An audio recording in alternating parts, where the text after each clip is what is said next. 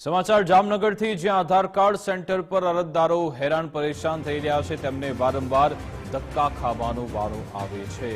આધાર card centre પર અરજદારો પહોંચે છે ત્યારે તેમને સાંભળવામાં નથી આવતા। લાલ બંગલો સર્કલ પાસે આધાર કાર્ડ સેન્ટરે લોકોની લાંબી લાઈન। સવારે 5 વાગ્યાથી લોકો લાઈનમાં ઊભા રહી જાય છે છતાં પણ પછી તેમનું કામ નથી કરાતું।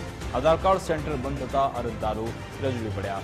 રોજના માત્ર 20 ટોકન જ અપાતા હોવાથી સવારથી લાઈન લાગે છે। 20 અરજદારો સિવાયના લોકોને આધાર કાર્ડ માટે રજડવું પડે છે।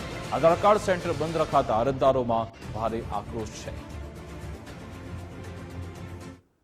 હું અહીંયા 4 થી 5 આપણે લાલ બંગલે આધાર કાર્ડનું સેન્ટર આવેલું છે। ત્યાં છોકરીનું અપડેટ કરાવવાનું છે આધાર કાર્ડ, તો ત્યાં વારો આવતો નથી અને 5 વાગ્યાથી લાઈનમાં બેસી છે છતાંય આખા જામનગરના બાળકોનું અહીંયા એક જગ્યાએ થાય તો 20 ટોકન આપે તો 20 ટોકનમાં કઈ રીતનું પૂરું થાય અને કેટલી ધક્કા ખાય તો 20 ટોકનમાં તો અડધા ના આવે, અડધા ન આવે તો અમારે કેટલા ધક્કા આવી રીતના ખાવા પડે।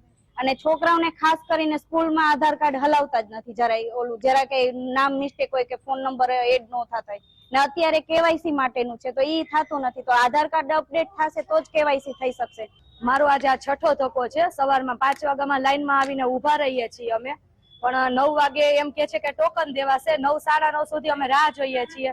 9:30 અચાનક આવીને એમ કે છે કે હવે આજે સેન્ટર બંધ છે। આવી રીતના અમારો 5મો છઠ્ઠો ધક્કો છે અને દરેક વખતે આધાર કાર્ડમાં જ મુશ્કેલી પડે છે। આનું કરવાનું શું? પબ્લિક જાય ક્યાં આખા જામનગરની? એક જ સેન્ટરે ચાલો, અલગ અલગ સેન્ટરે કામ થાય છે પણ જયારે જાય છે ત્યારે ત્યાં પણ ધક્કો જ ખાવાનો રહે છે। ત્યારે એમ કે છે કે તમારું અહીંયા નહીં થાય, અહીંયા નહીં થાય, બાળકોનું નહીં થાય, મોટાઓનું નથી થતું।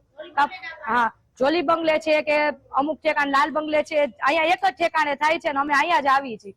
તો હવે અહીંયા એમ કે છે કે હવે બંધ થઈ ગયું છે અને અપડેટ કરવાનું છે, મશીન ચાલુ નથી।